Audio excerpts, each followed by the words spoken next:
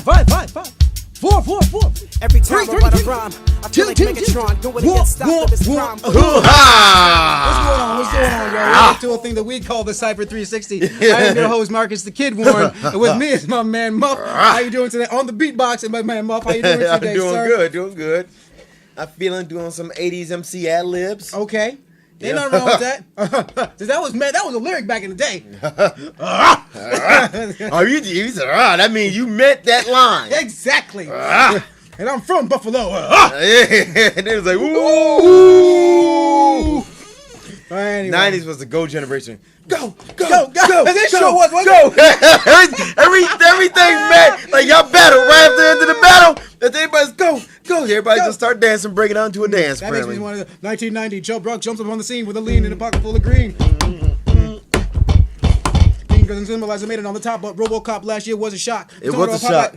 Speaking of that, yo, what? A new RoboCop coming out. Real talk. Yes, sir. Yeah, so if you thought the first RoboCop was gory, I think they're actually going to kill people watching it because the first one was insanely violent for it to be made in like the 80s whenever it was made. It was ridiculously violent. It was over the top violent kind of. Yep. You know what I mean? Yeah, like it was the first of its kind actually. Yeah, was it? We think so? I think so. Yeah. I mean, when it comes to the futuristic violence and everything else like that, besides Alien, I think that was probably the only. But then again, we're talking about two different genres. But anyway, in the action genre, future, sci-fi, it was first of its kind. And in the words of KRS, RoboCop boy, he's down with us. You sure was, He's down Boogie Down Productions. Who knew? Anyways, Cipher.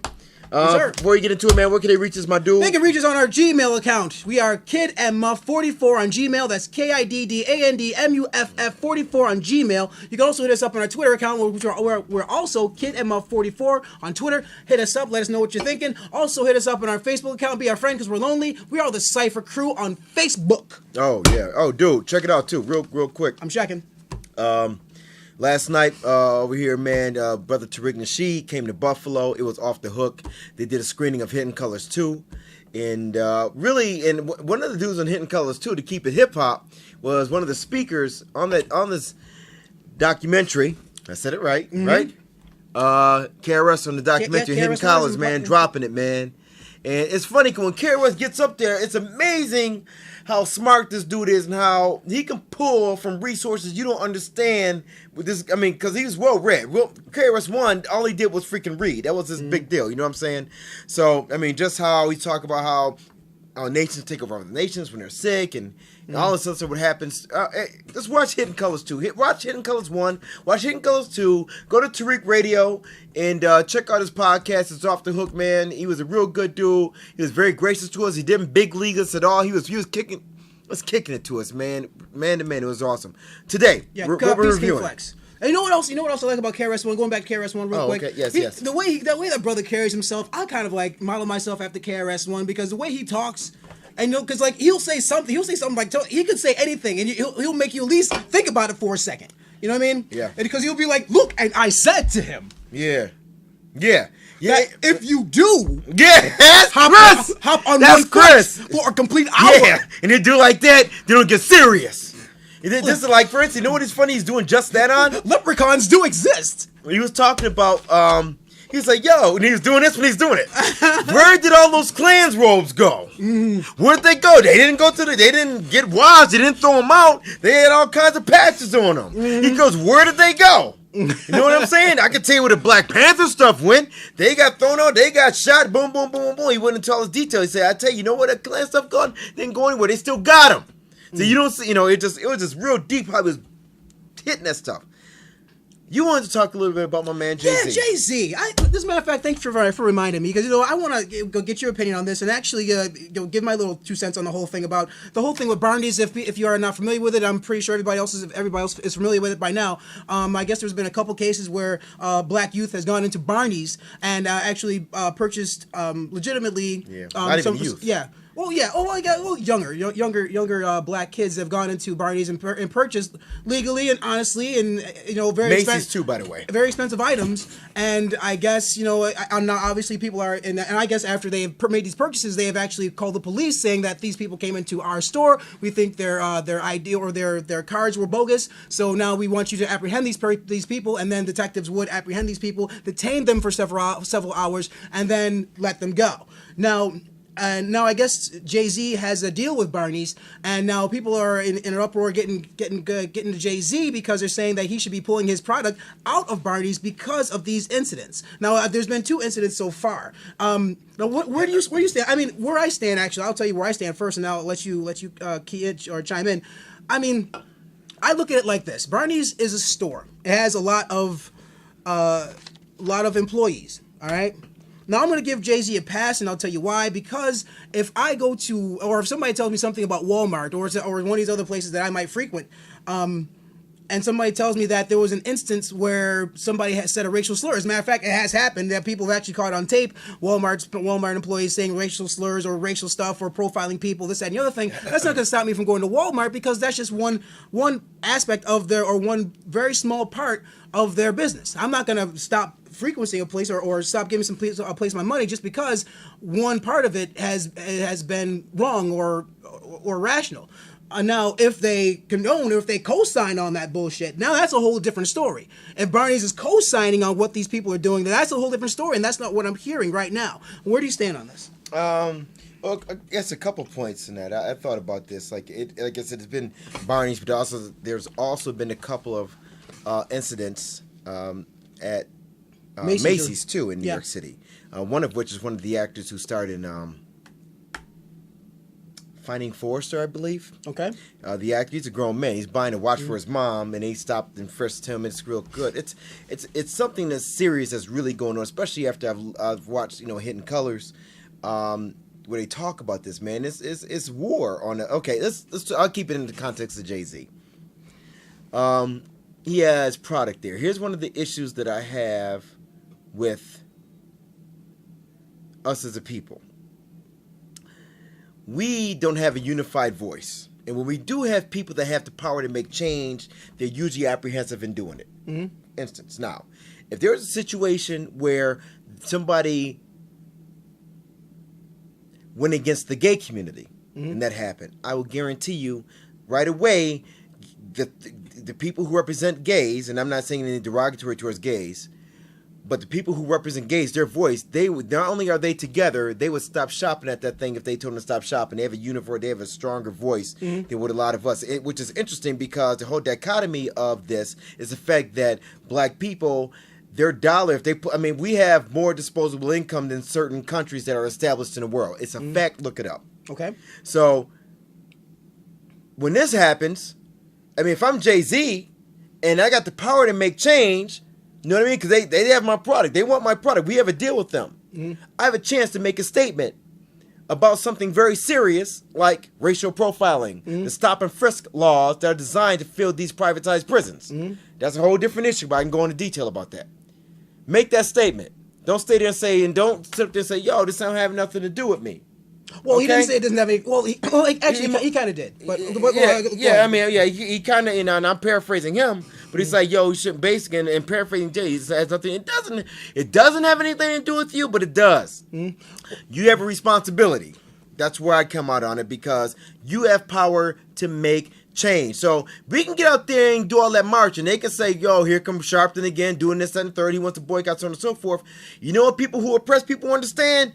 Green dollars. That's what they understand, not marching. Okay. So, to me, in my opinion, Jay-Z has an opportunity to make a statement.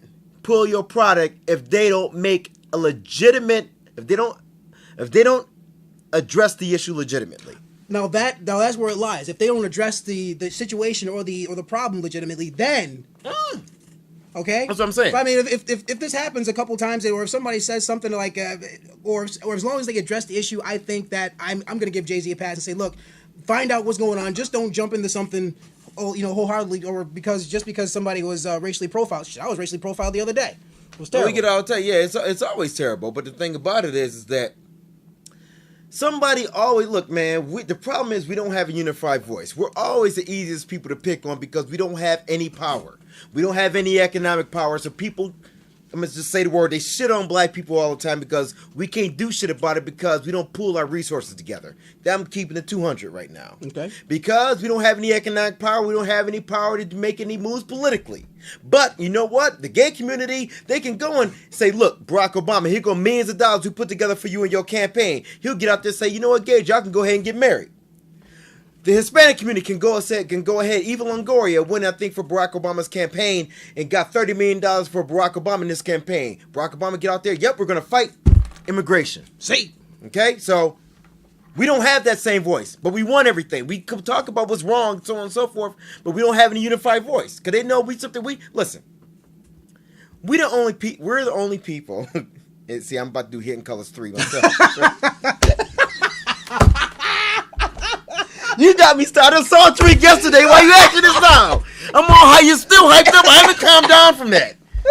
Why you get me on this, man? I ain't want to talk about this right now. Anyway, we're gonna do a review. Whatever, man. I ain't do. Listen, let's go there. No, that's how we do. We used to do political shows like this. You know what I'm saying? Yes, we did radio back in the day. Yep. So at any rate, let's get to. I done dropped my pen. All this stuff to get me going, man. See, that's why black people can't get in the way because we always dropping our goddamn pen. Yeah, listen. If you stop dropping your pen, things. doing dumb shit, maybe we'll get somewhere. No, they need to stop doing this like that. Actually, I gotta take my glasses off when I do that shit. All right. Let me. At any rate, let's go. I can, bottom line is we need to pull our resources together. We don't have any. No, seriously. No, okay. Now you're being silly. Mm-hmm. He asked me a question. I'm being serious. Okay, sorry. When it comes to this, if at the end of the day, if you want everything done correctly, we got to pull our resources together. You pull your resources together economically. Spend at some time of your black-owned businesses. It's not a prejudiced thing to say because Jews, they spend their money within their own community several times over. We can't wait to spend our own money with other people. We don't support black businesses. We have no power that way. Because we don't have any power, we can't buy anything. We can't do anything politically. Because we can't do anything politically, we can't control media or anything. We can't even get our stories out. A lot of this stuff affects us. I'm all over the place here, but trust me, it's a problem with us being unified, man. We got to get together. We got to pull our resources together and people listen to us. So when we do have a person in position like Jay-Z to make change, I employ him or any black person who has that ability. Don't get bogged down by the fact that, I'm trying to make money, so screw my people. You have a responsibility to do the right thing. But doing the right thing rationally. What's irrational? Give me an example of something irrational that was done. I'm just curious. Jay-Z acted before he got any type of before we found out what was actually done about it. I mean, if he just started waving his fist in the air and say, "Hey, what the hell, Barneys? The hell's going on here?" Before they say, "Hey, look, by the way, yeah, this happened. We reprimanded this person. We fired this person because they did this. They screwed up. So we got rid of that person. That's the action that we took. Barneys does not condone this type of behavior." Before they had the chance to actually do that, that would be irrational, I think. Sorry. See, I would get out there and that's where I disagree. I think that. You will before you're I know what's irrational. going. Well, then call me irrational. Then it is what it is. I think that I would go out there and do the fictitious. You call it this all you want, all the fist pump. But the truth of the matter is, if I heard about that going on, my first reaction would be like you said, "What's up, Barneys?" I would ask that question. Mm-hmm. Then go ahead and respond. You know what I'm saying? I think it is okay to ask, "What's up, Barneys?" with this whole thing. Oh, no, what's going on? Because I'm African American. Because you made the reference. You're saying, if he went and did this and said, "What's up, Barneys?" I would do just that first and foremost. Well, okay, asking what's up is one thing. I mean, but saying I'm going to pull all my shit out of your store, before they actually had a chance to say, "Hey, look, Jay-Z, this is what happened." I mean, I agree with that, but I don't think okay, we're Cipher Crew, right? I go out here today and I slap a 4-year-old across, just pow. I know what you mean. I get what you're saying. Hey, Muff, what the hell's going on, man? What the hell was with Cipher Crew slapping 4-year-olds, man? I understand your point. I mean, but he's a girl. I doubt seriously he would make any reaction, pull himself out before he knew anything. That would be asinine. I doubt if he'd do that. Anyway, we've been rambling long enough. We do have a review. You told me to talk about it. I'm sorry. I apologize. That's my fault. I will take full responsibility. This is Kidd of Cipher Crew saying I apologize for the ramblings of my man here because he has a lot on his mind. It's not a ramble. I think it was well thought out. Ramblings. Anyway, Yancey Boys. What about them Yancey Boys? I'll tell you. Hey, man, listen. Yancey Boys. I reviewed today. Sunset Boulevard. Big Yancey Boys fan. Big fan of Illa J, as you may or may not know. Illa J is the little brother of Jay Dilla. And Frank Nitt is also a Yancey boy from the group Frank and Dank, who's also worked extensively with Jay Dilla in the past. In fact, Jay Dilla's produced a couple of their albums and certainly a lot of songs. Okay, so they all come from the same camp. Now, with Illa J, who's part of the Yancey Boys, the whole thing's like cheating because he has his little brother's beats. He hogging them shits. You know what I'm saying? That's like cheating. You know, it's like, you know, how you know, I got my little brother's beats. You can't pass it on like you did it. All your, you know, these are your little brother's beats. I dare you to piss me off. I'm taking my beat, I'm going to go home. Yeah, I'm going to take my beats, my crates. Hey, listen. Yancey Boys. I like the first Yancey Boys album. I like Illa J's solo album. My joint on here, I'm going to tell you what got me opening this album. And I told you just beforehand. Jeep Volume is that's my joint right there. Listen. Okay. The hook. When it says turn that shit up, let's make noise. Jeep Volume, nigga, respect Cake Boys. That's a line from Jay Dilla's album. What's the name of the Jay Dilla's album that he put up there? It was an unfinished album he put out there. Oh, in fact, you have one of their beats. You spit on one of the beats. Yes. Yeah, you know what I'm saying? He said, turn that, you know the point when Jay Dilla goes, turn that shit up. Let's make noise. He says that. And that's the hook of the song, Jeep Volume. At any rate, I think it's called Reckless Driving or something. Okay, I think you're right. Yeah, reckless, whatever. At any rate, Jeep Volume, off the hook. Because it's funny, when I first heard the song, I was like, really, they gonna flow with this whole thing just with this little beat? And then all of a sudden it starts changing in the middle of the song, and I said, man, this is dope, man. They got 3 different MCs on there, and every time each MC comes up, the beat kind of starts over again off the hook. In addition to that, Honk Your Horn, Off the Hook, Quicksand with Common is a great joint. Beautiful with Pasta News from De La Soul. Love that joint. You know what I mean? Top to bottom, very good. Very typical of that Detroit Jay Dilla type of sound. Well, hell, it's Jay Dilla's beats. What are you gonna do?